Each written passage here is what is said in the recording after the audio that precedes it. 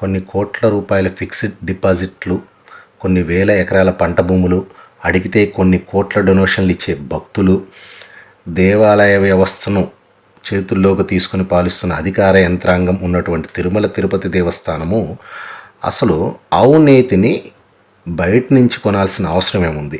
అట్లా బయట నుంచి నెయ్యి కొన్నప్పుడు దానికి అయ్యే ఖర్చు కూడా హుండీలో నుంచే కదా తీసిస్తుంది. ఈ ప్రభుత్వాలు ఏం వాళ్ళ జోబుల్లో నుంచి ఇవ్వట్లేదు కదా. ఇక్కడ మనం ఒక్క ఏపీ వరకు చూసుకుంటేనే 175 నియోజకవర్గాలు ఉన్నాయంటే ఒక్కో నియోజకవర్గానికి 3 లేదా 4 మండలాలు అనుకుందాము. అట్లా సుమారు 600 మండలాలు. ఒక్కో మండలానికి 100 దేశవాళీ గోమాతలను పోషణ చేసే వ్యవస్థను ఏర్పాటు చేసుకుంటే 600 మండలాలకి 100 ఆవుల చొప్పున 60,000 గోమాతలను పోషించినట్లు అవుతుంది. ఒక్క ఆవు నుండి కేవలం 1 లీటర్ మాత్రమే పాలను తీసుకుందాం అనుకుందాం. అప్పుడు సుమారు 60,000 లీటర్ల పాలు వస్తాయి.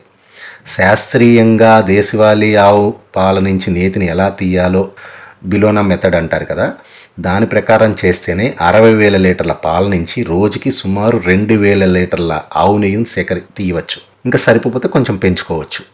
అంటే ఈ 2,000 లీటర్ల నెయ్యి అనేది వస్తుంది కదా రోజుకి. ఈ నెయ్యిని టీటీడీ వాడుకోవచ్చుగా. దీనివల్ల ఎక్కువ గోమాతల్ని పోషించిన వాళ్ళు అవుతాము. కొంతమందికి ఉపాధి వస్తుంది. పర్యావరణానికి, పంట భూములకి, భూగర్భ జలాలకి, వాయు కాలుష్య నివారణకి ఇలా ఎన్నో రకాలుగా అదనంగా ఉపయోగాలు కూడా ఉంటున్నాయి కదా. ఇలా ఎందుకు ప్రయత్నం చేయకూడదు టీటీడీ అయినా సరే? ఆ వచ్చే మజ్జిగని చక్కగా మధ్యాహ్నం పూట మధ్యాహ్న భోజనాలు ఉంటున్నాయి కదా, 5 రూపాయల భోజనం ఇస్తున్నారు కదా, వాటికి ఉపయోగించుకోవచ్చు. లేదా పిల్లలకి ఇవ్వచ్చు. అదనంగా గో ఉత్పత్తులు తయారు చేయొచ్చు. ఒక్కసారి ఆలోచించండి.